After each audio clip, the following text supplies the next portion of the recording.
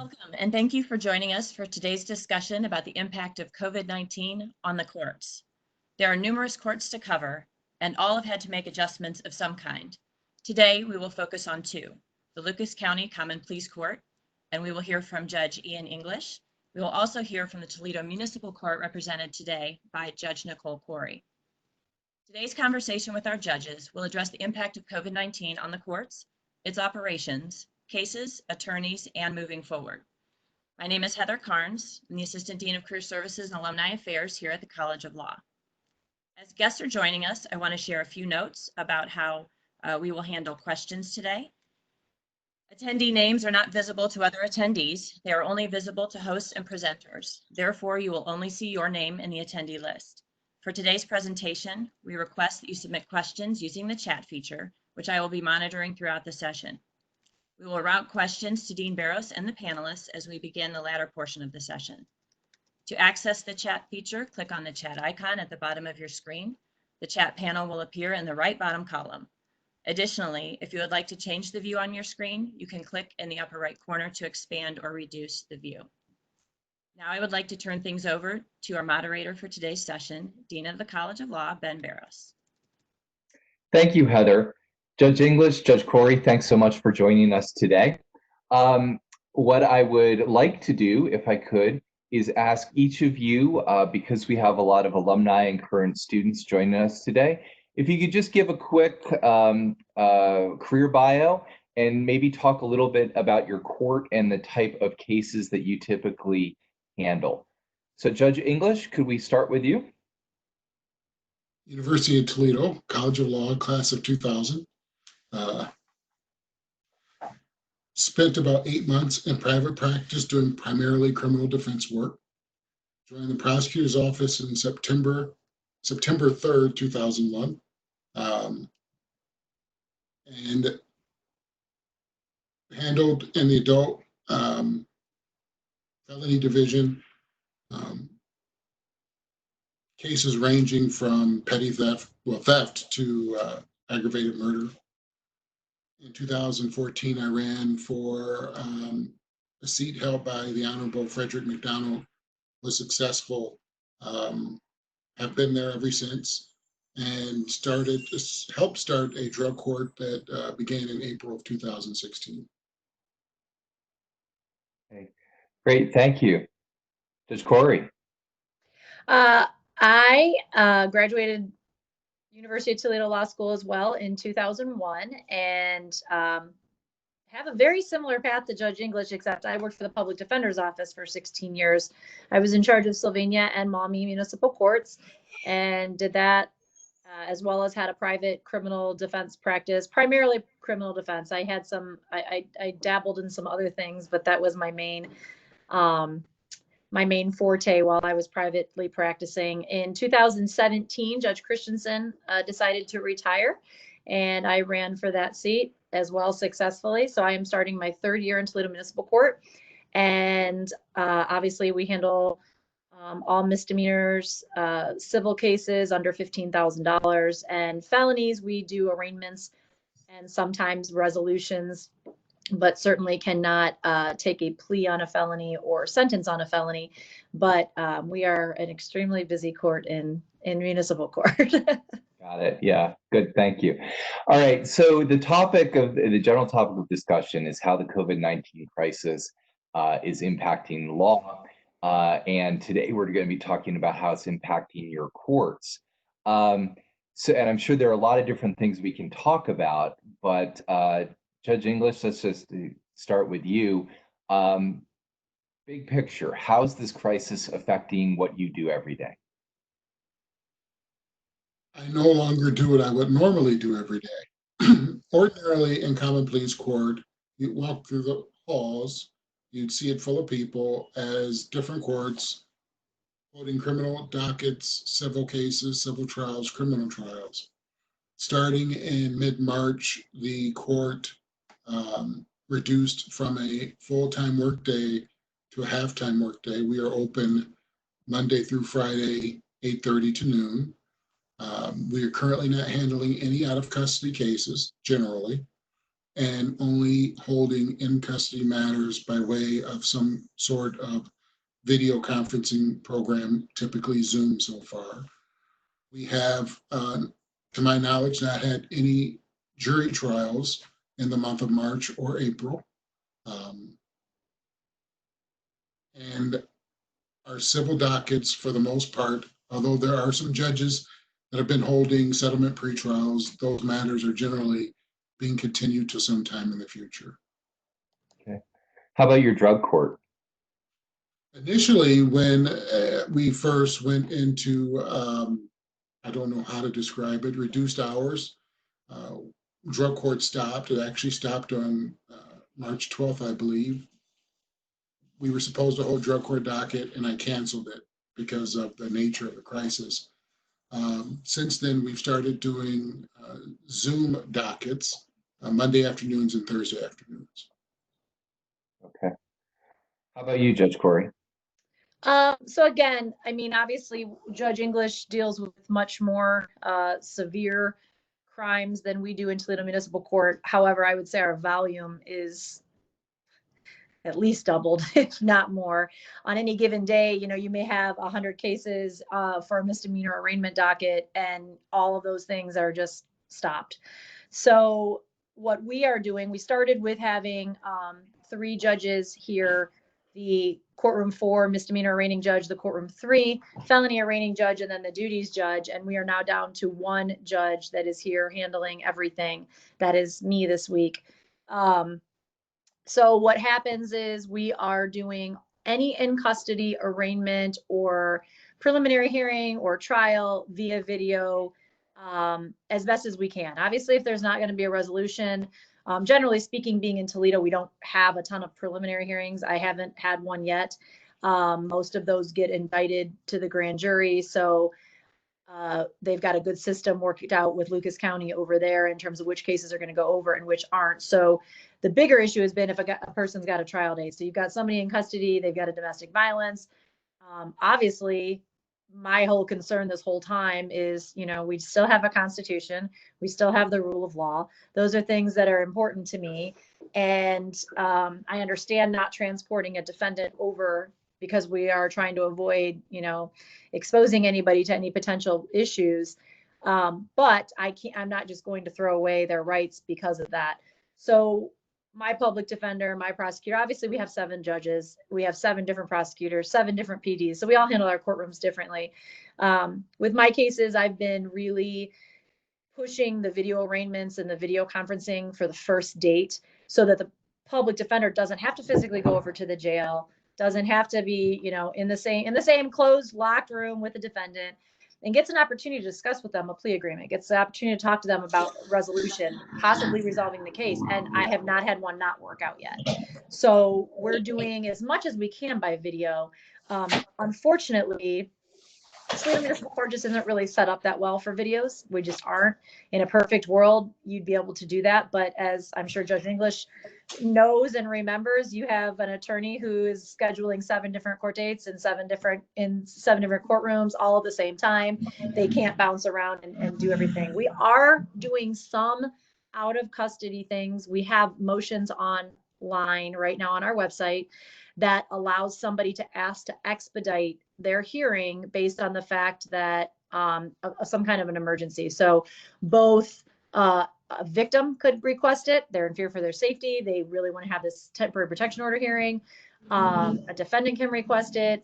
Attorneys, prosecutor, anybody can request it. But they then have to be put on a list. They have to go through security. They're asking them proper questions. And then everybody that comes into Toledo Municipal Court at this point is required to wear a mask to get in the door. And if you don't have a mask, you do have to wait outside. They alert the courtroom, and we kind of go from there. So I think the biggest problem, or the biggest issue for us, and I'm sure I know because I look online at the common pleas docket and I see if I have a defendant in front of me, they're being held for common pleas. We always look up to see when their dates are being set. We have to continue everything. You know, in a normal situation, not everybody always shows up. We have to touch every single file now, and we have to reset dates. And, you know, we did that in the beginning, and we reset everything thinking we were just going to be closed a month. And now we're in that second wave where all the dates we originally set are coming up, but our new order is traffic cases we aren't seeing until July, civil cases we aren't seeing until July. So now we're going a second round and going through all of those cases. One of the things I've been doing, we don't necessarily have it set up with Zoom, but I've been calling private attorneys. Hey, we've got a recommendation on the case. It's to something that I don't necessarily need the defendant in front of me for. It doesn't involve probation. It doesn't involve jail time. It's a traffic case. They're willing to amend this to a brake equipment violation. Do you want to do a three-way call with your client and do it on the record right now and get it done so we don't have to bring you back in July? My court, personally, we're resolving a lot of cases like that, which is really nice. But I think we're all just kind of doing things differently and feeling out the best way to not prolong everything and not make people come back, but you still have to be arraigned. You still have to go through all the motions. So that's the hardest thing for us right now. So there's a degree to some of the matters that you're working on. You can try to, in a sense, kick the can down the road a little bit, right? Give continuances, but there are certain things that you cannot, right? I think arraignments is one of the things that Judge Khoury was just talking about. Are there other things that you just can't continue? Is it, and I presume it's mostly due to constitutional considerations, is that right? The things that you can't continue, there's a constitutional obligation that needs to be met? Judge English, you want to check it out? Both in criminal and civil, we face some statutory deadlines and eminent domain actions. Those are required to be heard within a certain period of time. And of course, in criminal, we're always fighting or facing a speedy trial deadline. So we do have deadlines we have to meet, including pending motions being ruled upon timely and those other factors. Each individual judge, I believe, is handling it slightly differently. Right now, I do have a homicide trial that's scheduled to start on July 6th. And on next Monday, I'll be meeting with the lawyers so we can talk about how we try a case to a jury, meet all the statutory constitutional guidelines with COVID-19. So let's talk about that a little bit. And we have a question from the audience about PPE for jurors potentially, right? So let's just go with the trials that you might have or other types of hearings. And I know you probably don't have all the answers yet, but how are you, what are some of the things you're thinking about on how to make that work? I would expect that if I was going to start a trial, the courtroom would be closed, except for participants. The jurors would be spread throughout the courtroom. So we have an established jury box, and in between each chair is 6 to 8 inches. Those are useless now. We probably voir dire each juror individually in open court. We wouldn't bring in a full panel of 30 and have them sitting around the courtroom. I would see the attorneys and other participants are masked. I don't know about witnesses. I think that presents a problem. And when we try the case, the jurors would probably be spread out in the gallery of the courtroom, and we broadcast the proceedings closed circuit, either on some platform or someplace in the courthouse. For deliberations, we'd probably have to clear the courtroom and give them the run of the room as they deliberate, because we can't stick them in a jury room. Personal protective equipment is great, but it's an airborne virus that is expelled through the mouth and nose. So if a juror goes and uses the bathroom and they touch the faucet and another juror, it's just too contagious. They handle exhibits, forms. So Um, It's I'll tell you this. complicated. Mhm. Right. It's complicated. Hard. And universities throughout the country are trying to figure out how to bring students back in person in the fall if we're allowed to, and what that looks like in a socially distanced way. And we certainly don't have all of the answers. One thing that I'm very aware of is that people are thinking about this throughout the country, right? And so I think as we progress, we're not going to be doing this alone. We're going to be hearing from other, in your cases, courts, or in my case, universities, on how they're handling it. Judge Khoury, how are you kind of imagining this developing in your courtroom? And in particular, can you talk about masks? You were telling me a little while ago that you were wearing a mask on the bench earlier today. That is not fun. I will tell you, I mean, I keep one with me. I don't do it necessarily for myself as much as just my concern for other people. It's very, very hard. Like I said, right now, I'm arraigning, 27 defendants today via video. They're at the jail, which isn't a quiet place. We're in a courtroom, which isn't necessarily the most quiet place. You're talking through this mask, and you got to be picked up by the court reporter. They've got to be able to hear you. It really slows down the process, really, really slows down the process. Now, my courtroom is very small. But are you still did you move courtrooms? No, yes, I did.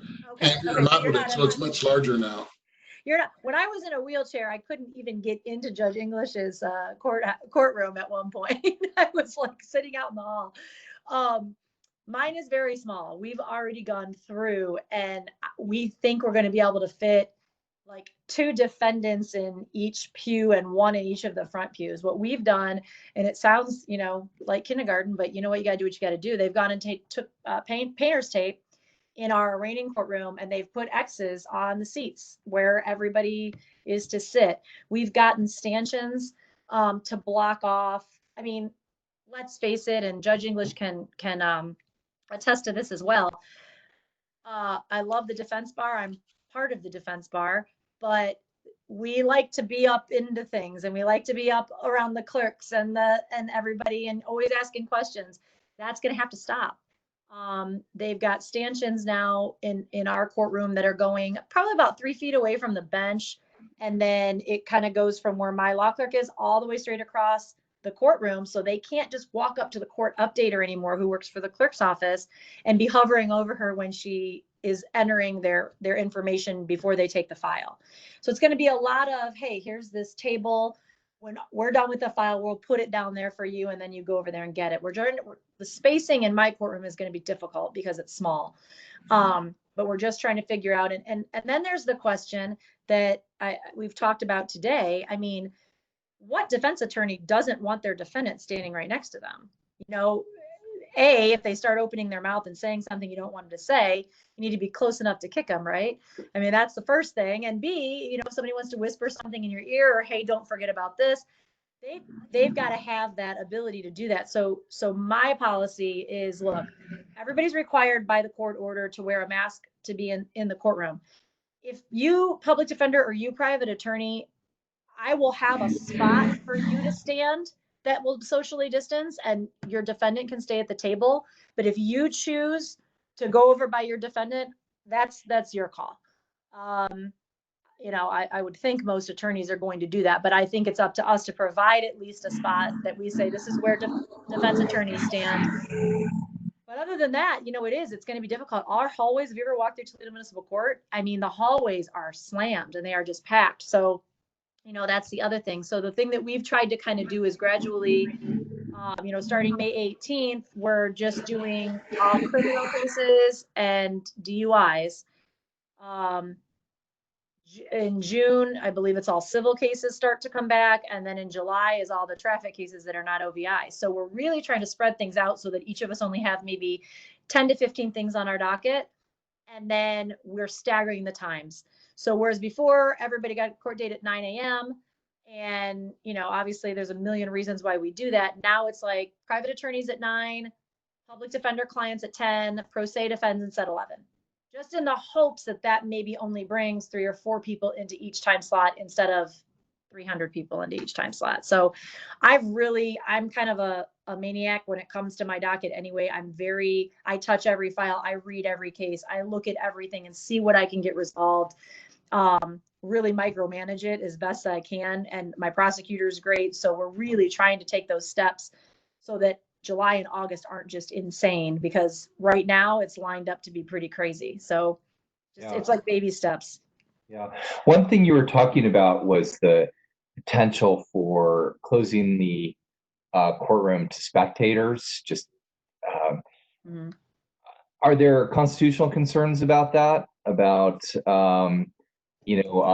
constitutional right to a public trial? I suppose that's from the defendant's perspective. That's something the defendant could waive, right?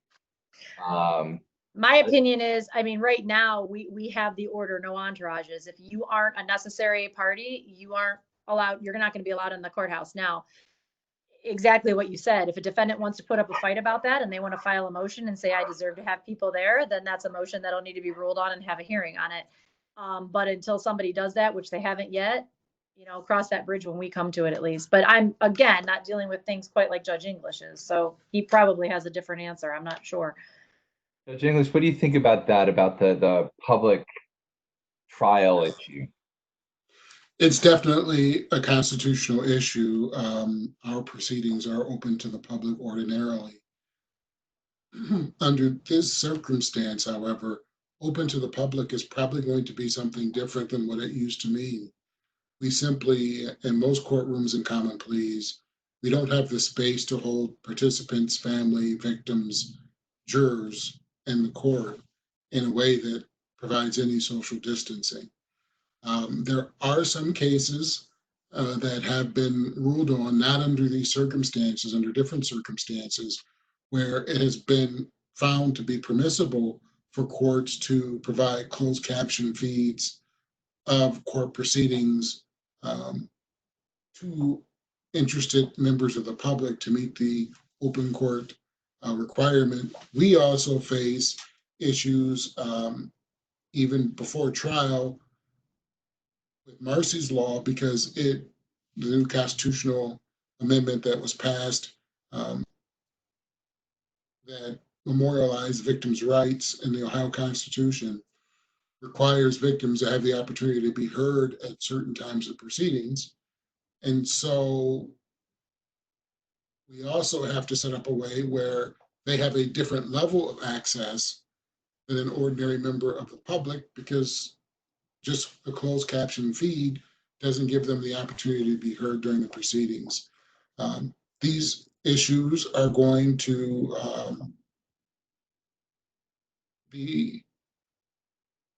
will be developed as we go forward. And we're a 10-judge general division.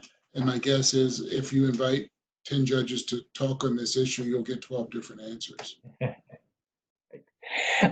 I actually digress to a minute just to talk about maybe the decision-making and administration in each of your courts? So on a matter, for example, of policy, whether all judges should wear masks in the court, or whether people need to wear masks to enter into the court.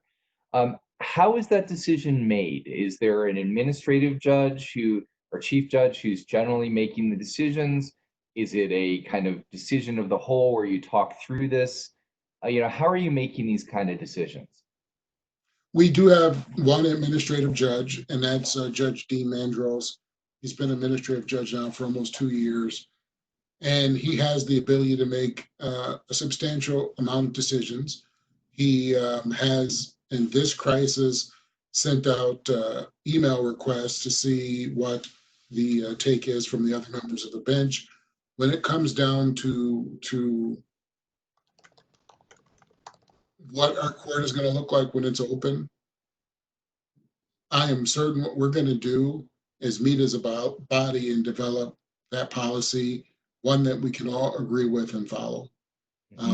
One of the things we've done so far in this crisis, we are a building with 11 fiefdoms for judges, and then 3 fiefdoms for other elected officials, prosecutor, clerk, and the sheriff's department. And we have worked together as a group to make sure that the hours of operation are appropriate. We have worked together as a group to ensure sufficient number of people have access. The clerk's office still has the ability to accept filings. We will continue to work, not just the judges, but those other stakeholders, so that we meet the requirement of doing what we can to not make this health crisis worse, but also don't negatively affect people's rights to have access to the courts. Judge Khoury, how are things handled in municipal court? So we've been meeting every day. We started meeting in a conference room, and then we kind of went to the Zoom meetings. We've been meeting every single day at 11:30, to talk about every issue that comes up and so on and so forth. Yes, there's an agenda. Somebody brings something up about the face coverings, and it was voted on.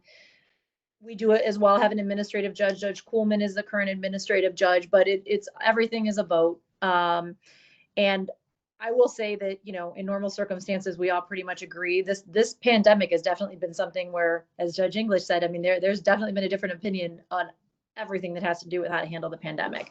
Whether, some of us, I think, are more fearful than others. Some of us aren't. Some of us are more worried about constitutional rights than we are personal safety. Some are worried more about personal safety than constitutional rights. It's just this terrible mix of feelings when you're dealing with something that I don't think anybody's ever anything like this before, I mean, heck, we're a court that gets bed bugs sometimes, so it's like, we don't close the court down for that. Yeah. And then we sit there and we say, wow, what does this mean for the future? What does this mean? What kind of a precedent is this going to set? Are we going to close down the court every single time, something new happens? It's so many unanswered questions, and I'm proud of the way that we've all done it. We all get along. Even in the midst of differing opinions, nobody really walks away really angry. And again, you still have 7 different courtrooms. And I think as long as you're following the majority guidelines on the guidelines that the majority voted on, you can choose to make things more stringent in your own courtroom or not. So I think we've been doing a pretty good job, though. We definitely have had a lot of meetings about everything. Yeah, right. Speaking of administration, have you guys been talking about budget cuts? Oh, yeah. I think we've both been forced to talk about budget cuts, haven't we, Ian? Oh, yeah. Yeah. I'm at a state institution, right? And so in case any audience members don't know, the state budgets throughout the country are shot because of lack of tax revenue, because the economy's stalled. And so all of us who rely on state funding or municipal funding are needing to expect significant budget cuts. And that makes things even harder. To the extent you guys can share, do you have any thoughts about how the budget might actually impact your court? And I'm aware that might not be something you can actually talk about, but we had a couple positions that were up for hire that we've made ours public. So I mean, we are not going to be fulfilling those positions, which hurt us. And we implemented a furlough. So rather than make our employees take a vacation day in order to use time and in order to keep them, the few that we have, not the few, but the percentage that we have still working, they are taking 10 furlough days, 1 per pay period. So every 2 weeks for the next 20 weeks in an effort to try to cut some costs as well. But that also keeps them working and not having to collect unemployment. So, that was where we kind of started. And like I said, we're not hiring several people. That's kind of where we are right now. Yeah. Judge English, similar hiring freeze and travel freeze, equipment freeze. Our budget in Common Pleas Court is just under $12 million a year. the commissioners summarily cut our budget by 20%. And then subsequently sent out notice that if we lay off people, the amount saved won't be their salary, because we still have to consider the fact that they will be paid their health care for a period of a year, and they're able to cash out any comp time, vacation time, and other time. And in essence, what ultimately they've done is put us in a position where if we laid off all of our probation officers, all of our drug testing unit, and pretrial officers that do reports for people who are arrested, we still would have to find more cuts. It would all but end our ability to operate. So we have instituted furlough days, much like municipal court, once per pay period. That will save a substantial amount of money. We have stopped, we have open positions that will not be filled. We are also exploring other options that we can establish that we can utilize to reduce our budget.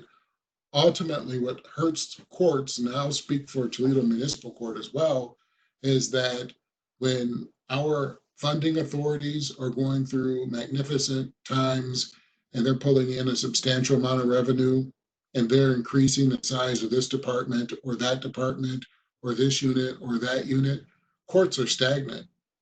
We are very slow to increase the number of positions we have.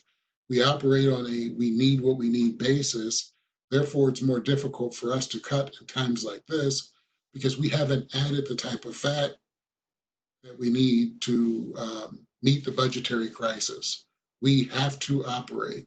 We have statutory obligations, we have ethical obligations, and we have constitutional obligations, which we must meet, or individually, each judge will be held responsible, not by the Court of Appeals, but we could be called before the Ohio Supreme Court to answer why we are not being effective in our positions.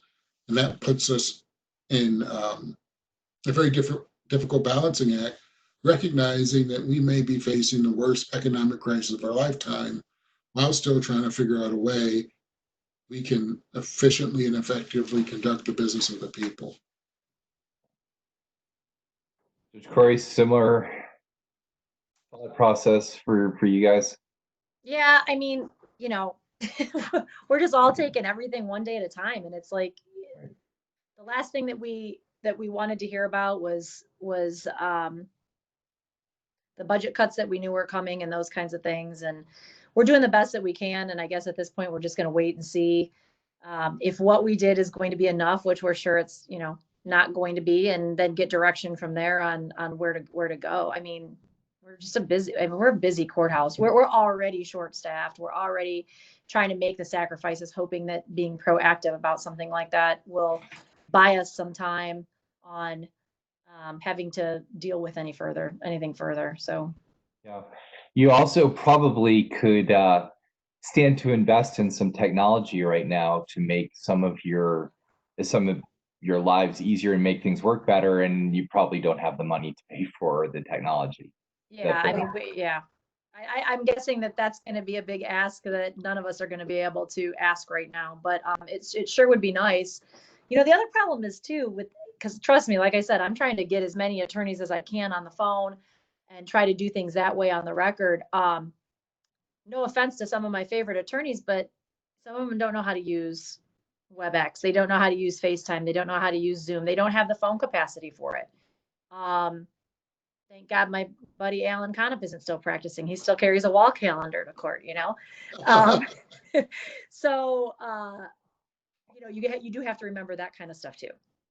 So, and you know, it's actually interesting. It's something we've been finding with our students because we went online for the end of the semester. Not everybody has good internet connection or high-speed internet, and I think all of us are realizing that good high-speed internet is a professional requirement right now. And you know, but some people, because of where they live or otherwise, just can't get access to that So speaking of attorneys, and I think I'm going to ask you one or two more questions, and then Heather, I'll kick it over to you to go to some audience questions.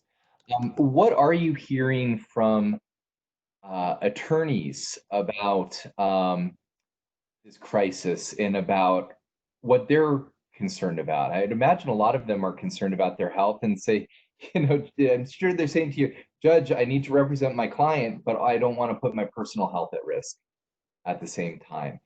So are you hearing I haven't personally heard anybody really say that. I mean, I see what I read on Facebook from people who have fears. We have specific fears for some people, like as hard as anybody that ever sees any clip from Toledo Municipal Court knows who Jim McCarg is. He's the guy that's always on TV, the public defender in courtroom 3. I mean, we specifically have said, look, you guys are in that age category, no offense, but where we'd rather protect you, we really need to get somebody else in here. And so the public defender's office has done a really good job of, and same with the prosecutor's office about who, making sure we have people who don't fall into any particular categories here. Judge Burling falls into that category. We have covered her for her mandatory week. Judge Kuhlman has been covering for that. I've been here a lot, so willing to help out. That's something that we offered to do based on, the fears that she has for her health, those kinds of things. So other than that, though, I haven't really had any attorneys doing it, but I will say today I did 5 pleas by phone to minor misdemeanors while I was waiting for the jail to bring custodies down in between with attorneys and defendants doing 3-way calls on the phone, and got text messages from every attorney afterward that was like, holy smokes, that was the greatest thing ever. Thank you so much. Anytime you want to do that, we're willing to do it. So even though I don't like to make that a practice, and hopefully a year from now, we won't have to do that, nor will we, want to do that. But right now, to resolve a case and not have to kick it out 3 weeks or 3 months and not have our superintendency reports be even more messed up than they already are, and not waive any more rights than we already are. Heck yeah, if everybody's agreeing to do it, including the defendant, then why wouldn't you? So other than that, I haven't really had anybody complain about having to come to court, and we're allowing them not to if they file the motion. Judge English, or question maybe I can add for you. What are you hearing from your staff about the safety issues? I'm sure it's on their mind, and I'm sure their safety's on your mind as well. I have had attorneys express concern in the beginning of the crisis, a lot because a lot was not known. We've learned a lot more since then. Which we do pretty much the same thing that municipal court's doing, just on a smaller scale. The staff is very concerned.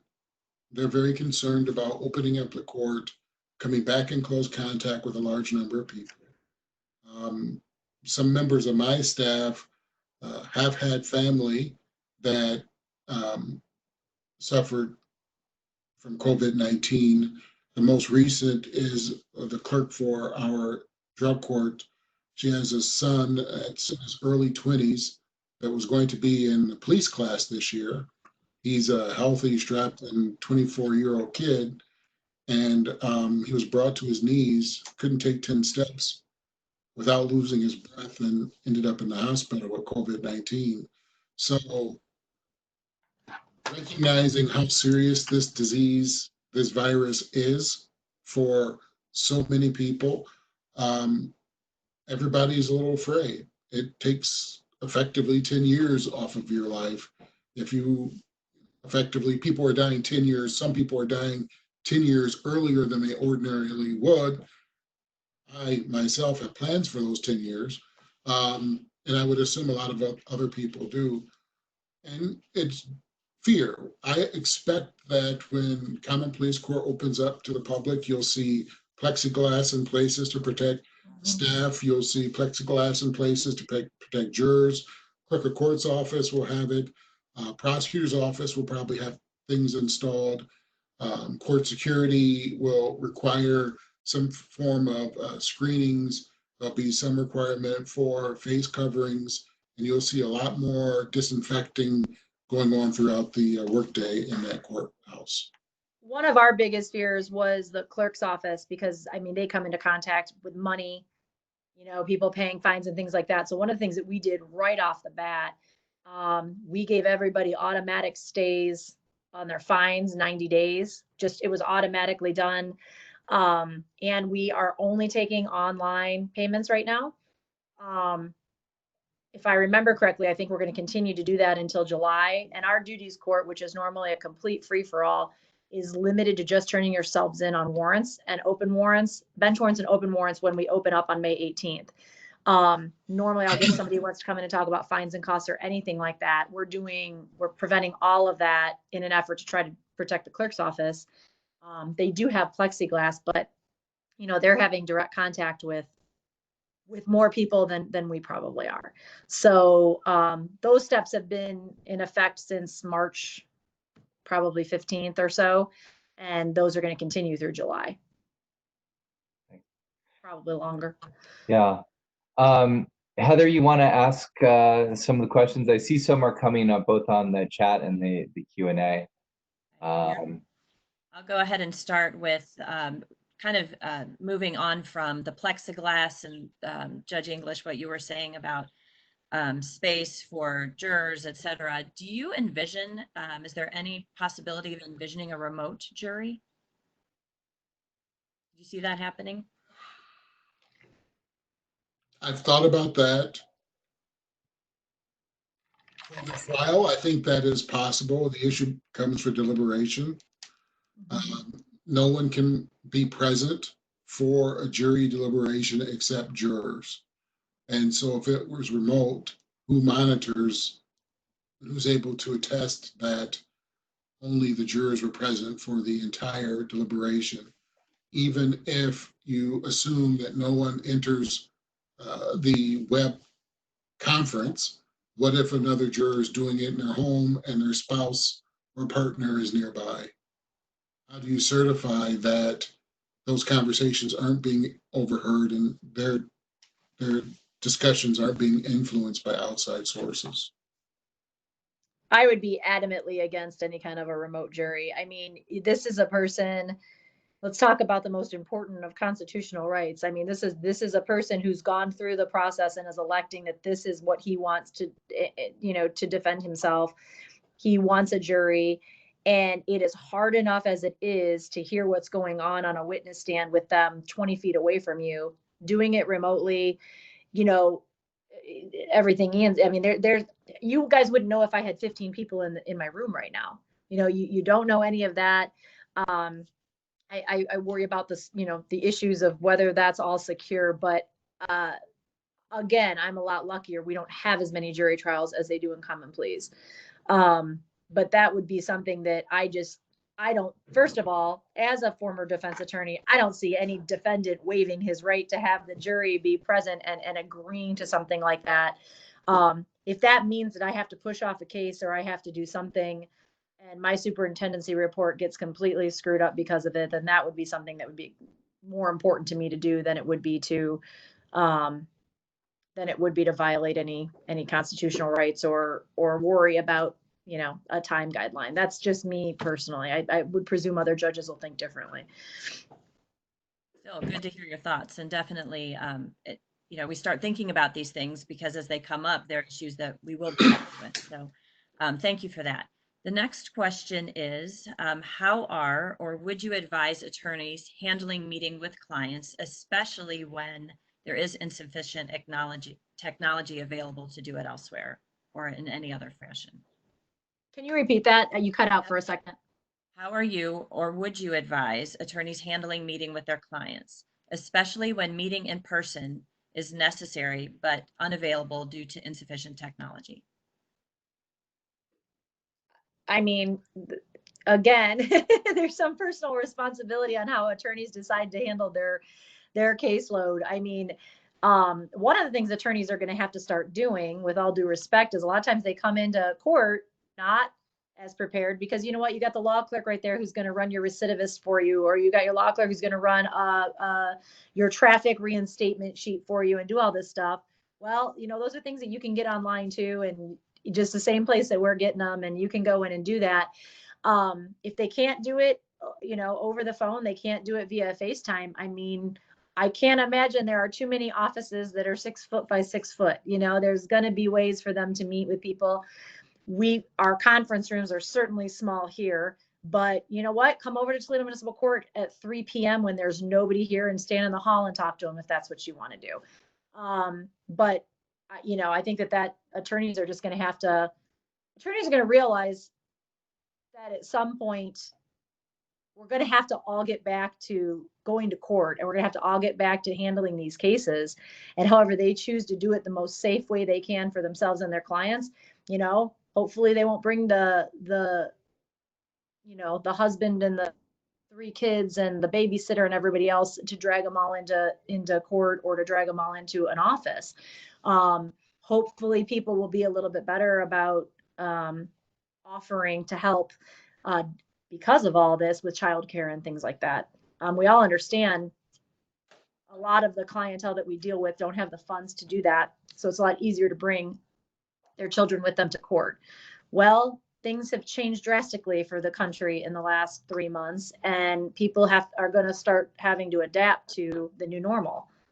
And, I don't know if I could give any advice other than we're trying to eliminate you having to come to court as much as humanly possible, and we're willing to work with you on anything that we can, but I can't tell you how to run your practice. I can't tell you what's in your best interest for your safety and for your client's safety, but we'll accommodate any way that we can. Judge English, anything to add? I would not want to be a practicing lawyer right now and have to talk to a client other than face-to-face. When Nichole was talking, I was thinking about a phone call I had in private practice with a client who wanted to talk to me while she was on speakerphone about the case. And I would not do that because I was concerned about confidentiality of the conversation. And much like the case when we were talking about potentially jurors Zooming or doing some type of remote access to a trial, a lawyer talks to his or her client and they're doing it via Skype or some other program, and unknown to the lawyers and to the right of the client is some person who's out of frame. I think that type of situation could negatively affect relationships between attorneys and clients when those privileges are waived. I just believe that in the practice of law, it's going to be very difficult to get away from in-person communication with clients, given that we're dealing with not a constitutional right, but a right given to people upon birth of liberty and freedom. It's too important in these criminal cases that we use down the level of confidence that a lawyer has when he communicates with his or her client in their office in a private communication. Thank you. Let me jump in with a question I see here on the Q&A, which is about pretrial detention. Can you talk a little bit about how your court is taking into consideration COVID-19 for pretrial detention and also after post-adjudication detention? You're talking about, are we cutting more people loose out of out of custody than we normally would? Pretty much. We've got our we have our PSA tool, which gives us guidance in terms of setting bonds. We have a prosecutor and a public defender and private attorneys in the courthouse every day for people who are in custody. They review everything. They certainly give us recommendations. I would say the biggest thing that I've noticed that's a change, which might lead into a real influx eventually for common pleas, I'm not sure, is some of the low-level felony, non-victim related offenses are being dismissed. So let's say you've got a possession of heroin charge or something like that. Those things are being dismissed. Thank you. You can keep it here. Those things are being dismissed now because normally we would be continuing these cases out 4, 8, 12 weeks waiting on drug analysis. So what they're doing is they're dismissing them now with the right to refile them once they get the analysis back. They're kind of re-reviewing the people that are being charged with the felonies, low-level felonies, those kinds of things. That eliminates a lot of people sitting in the jail. We have pushed off, I've pushed off any, if I had a person that was going to turn himself in, let's say for 10 days for a second DUI, I have pushed off those days farther in an effort to not have them go to CCNO right now. Plus, we had the problem where CCNO wasn't taking anybody from the Lucas County Jail. And then they had COVID. I think they had a case out. They had a case, and then I think it was a nurse or somebody that tested positive. So who wants to send somebody who got a DUI out to CCNO right now when COVID's there? You know, I mean, that just shows some compassion. I mean, yeah, the guy's got a DUI, but it's not a domestic violence, and it was his 12th offense, and he's a flight risk, and he's never going to come back. Those are people that we're pushing off their days in an effort to try to do that. The other thing is just trying to resolve a lot of the cases. Like I said, you know, we'll get somebody who might got picked up on a bench warrant from 2006. Prosecutors are being really good about trying to just resolve the case right now, you know, and get it done and take care of it and be over with it. So thank you. So Judge English, similar thoughts on pretrial release and similar issues? When I started as a judge in common pleas court, the Lucas County Jail's capacity was over 400 inmates. And we also held pretrial defendants in our work release program and the Correction Center of Northwest Ohio. And over the years, not just common pleas court, but as a partner with Toledo, Maumee, Sylvania, Oregon, we instituted changes to substantially reduce jail population. Right now, Nichole could probably help me. I believe the current number for the jail is 360 inmates. Is that right? I thought it was 2, or I might be thinking CCNO.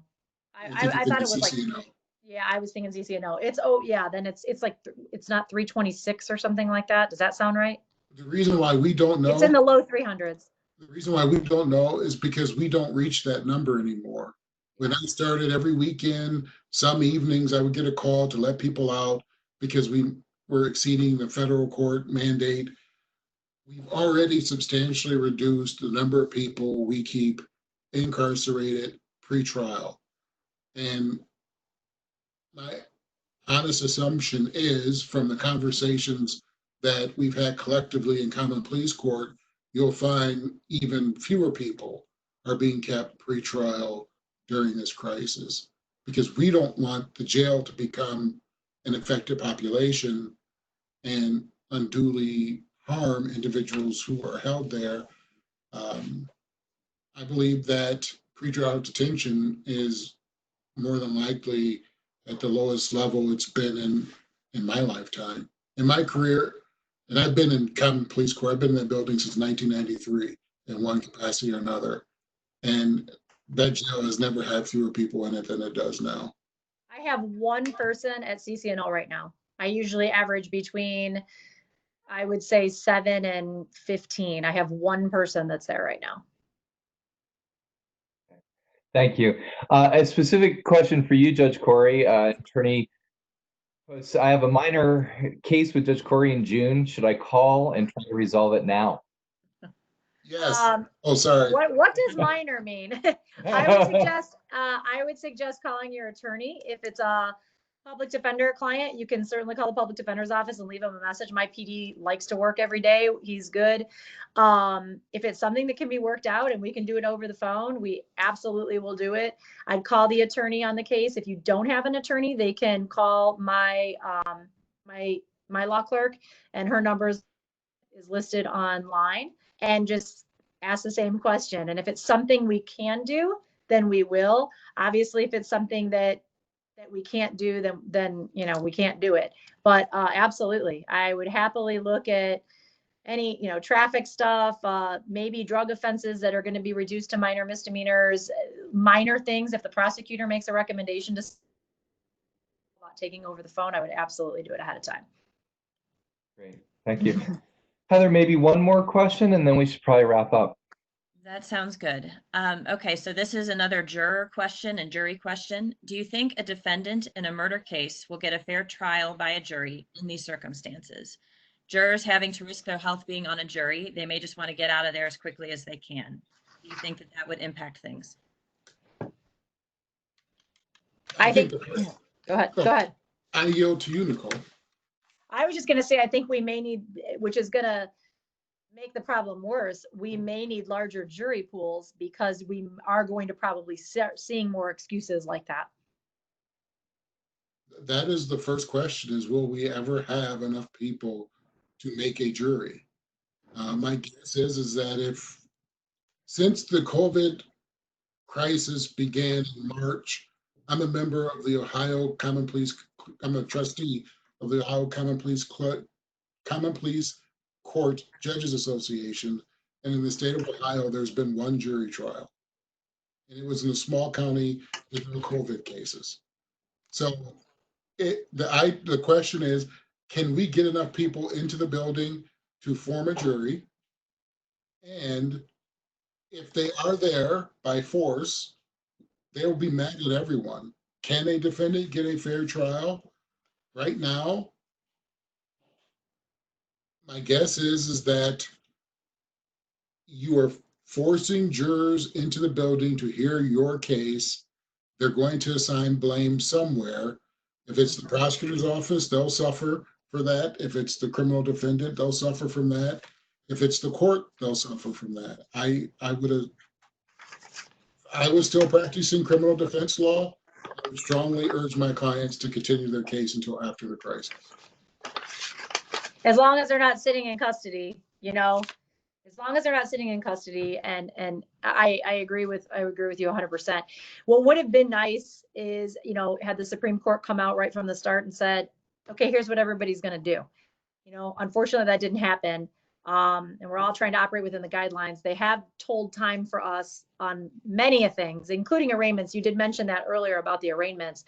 We do have people, people aren't being arraigned for 6 weeks, 7 weeks, 8 weeks on traffic cases right now, because we're allowed to do that under the current order.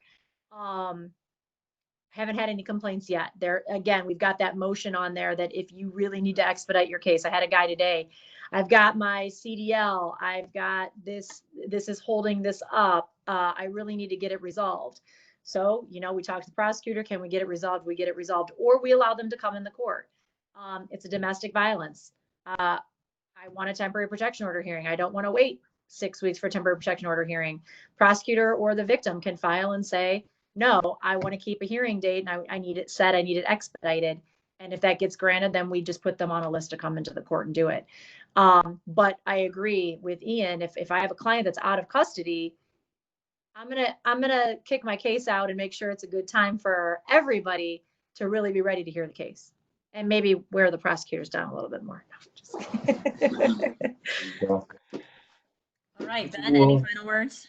I just want to thank Judge English and Judge Khoury. Thank you so much for participating today. I learned a lot. It was a really great conversation. These are really unprecedented times. We're all feeling our way as we go. We're certainly doing that at the College of Law and trying to serve our students.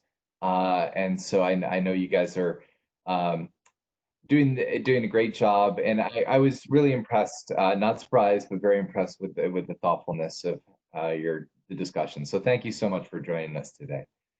Heather, thank you for having us. Yes, thank you for having us. Yeah. Thanks Have to a good day. everyone who joined us on the call. We have our next call with Erie County Executive Mark Poloncarz, and he'll be joining us next Friday at noon. So we look forward to seeing you then. And thanks again, Judge English and Dean Barros. Thank you all. Be Bye-bye. safe. Have a great day. You too.